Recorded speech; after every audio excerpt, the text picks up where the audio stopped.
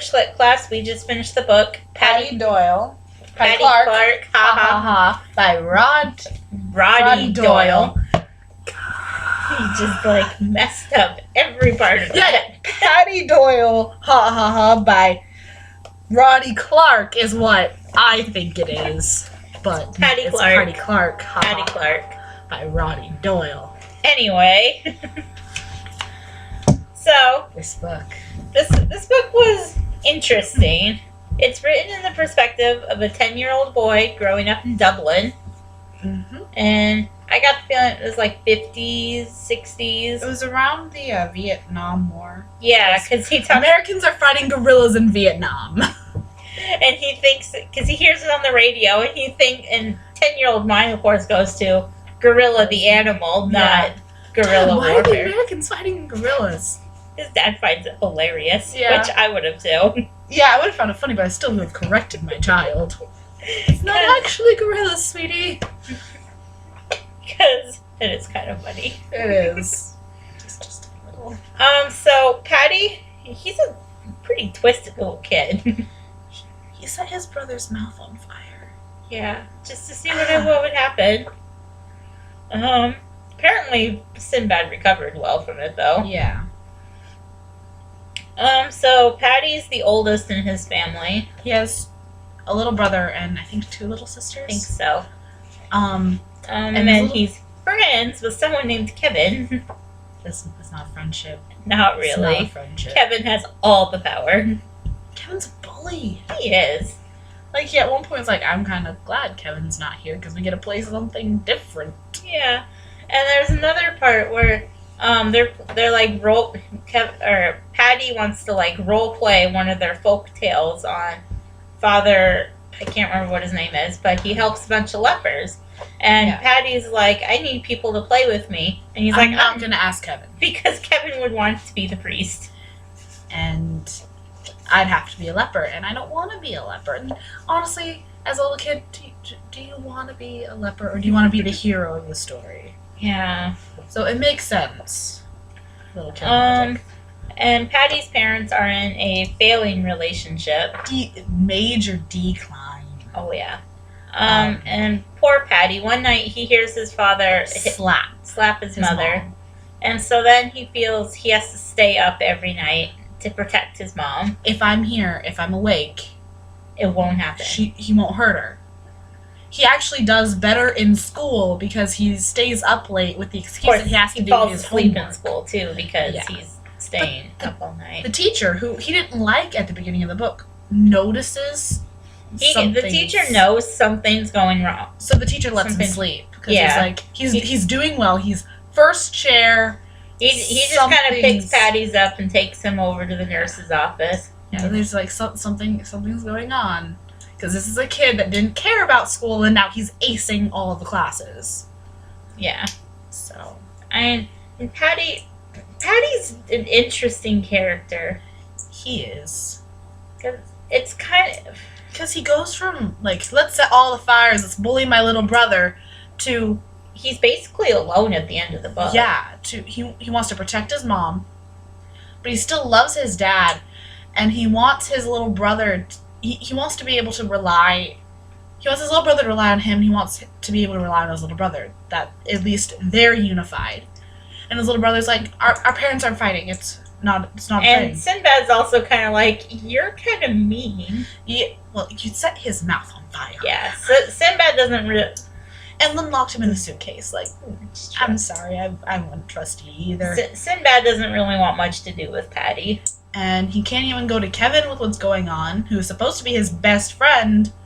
The only guy he feels like he can go to is this kid named Charles Levy, but Charles Levy's like, I don't give a fiddler's fart. Yeah, he's like, I don't care about your problems. I got problems of my own. But he even, with his problems, he doesn't even really, like, yeah, my family is a mess. Do I care? No. So,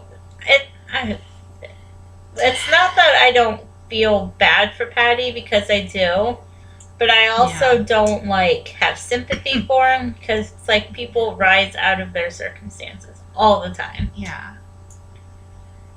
And he's kind of letting it all consume him. like the most, like we went, it was like an abrupt turn from let's do mean stuff to my brother to I have to protect my mom.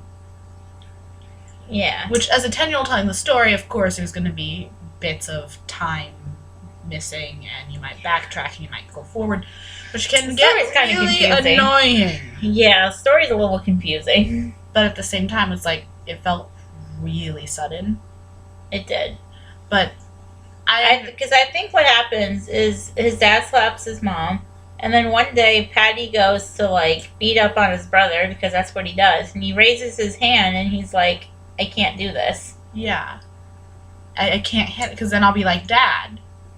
Except for he likes his dad. He wants to be like his dad. And just doesn't want to be that aspect of his dad. Yeah. And then, like, the end of the story, he thinks that it will make it all better if he runs away from home. Yeah. And I don't think that would help. Granted, 10-year-old logic... I was about to say, that's a very 10-year-old idea, 10-year-old logic, yes, that would help. As a... Because 10-year-old logic would be that they'd be so worried about me, and then they'd be so happy when I come home that they'll forget all their problems. Or what usually happens, especially when parents are fighting or parents get a divorce, the kids will blame themselves. So that might be another thing in his head. Yeah. But running away to solve your problem is a very 10-year-old answer. Yeah. Which annoys me a little bit. I'm not gonna lie. It's a very 10-year-old response. Granted, I'm an only child, and I know what my parents went through to get me, so I know leaving is the wrong answer. But it was an interesting book. Yeah. I might not read it again. I don't think I read it again. Just, it's very hard to follow because it's told from the perspective of the 10-year-old with all of the randomness of a 10-year-old. So, like, literally there's a part on page 48 where I think it doesn't seem to flow very well, and I don't know what's going on, and I forget what I was going to read. Anyway, yeah. But well, he's talking about blessing people, and then how do priests make the communion bread, and then he talks about Father Damien, which leads into Father Damien and the lepers. Oh, okay. That part actually makes kind of a logical flow. Well, a little bit of a logical flow, but some of his other stories don't. They started with a prayer. Yeah. He goes, I said one Hail Mary and 4 Our Fathers because I preferred the Our Fathers to the Hail Mary, and it was longer and better. I said them to myself in the shed in the dark. Corpus Christi. Amen, said Sinbad. Close your eyes, I said. He did. Corpus Christi. Amen. He lifted his head and stuck out his tongue. I gave him the moldy one. Oh, yeah, because he pulls out a bunch of sandwiches from his desk. Oh, okay. And it's all moldy bread, and I think Kevin dared him to see if he could get someone to eat it. How do the priests make... So naturally, he's like, Sinbad, we're getting some bread. How do the priests make... Hosts? I asked my ma. Flowers, said my ma. It's just bread until it's blessed. Not real bread. A different kind of bread, she said. It's unleavened bread. What's that? I don't know. I didn't believe her. So, and that's kind of like the entire book of that. Yeah. Which, the flow kind of makes logical sense, but at the same time... Sometimes it's a little hard to tell how he got from one topic to the next. Yeah, because there's a part, he was talking about, I forget where. It was a part that really flew me for a loop, though. Because he was talking about something, and then all of a sudden the next paragraph is, we didn't burn down the barn. Oh, yeah.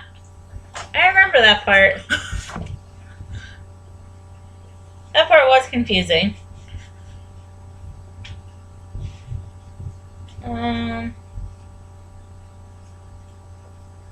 So it's near the beginning, I think. Yeah.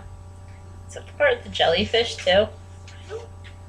Actually... Was it a legit jellyfish, or did he make up that whole story? Well, he said at one point that it was very poisonous. I'm gonna die. And his mom's like, "Do you want me to take care of it now, or can I finish feeding the girls?" No, you can finish the feeding the girls. It's not that bad. And then he rubs it to keep it red. He likes getting sympathy from his mother.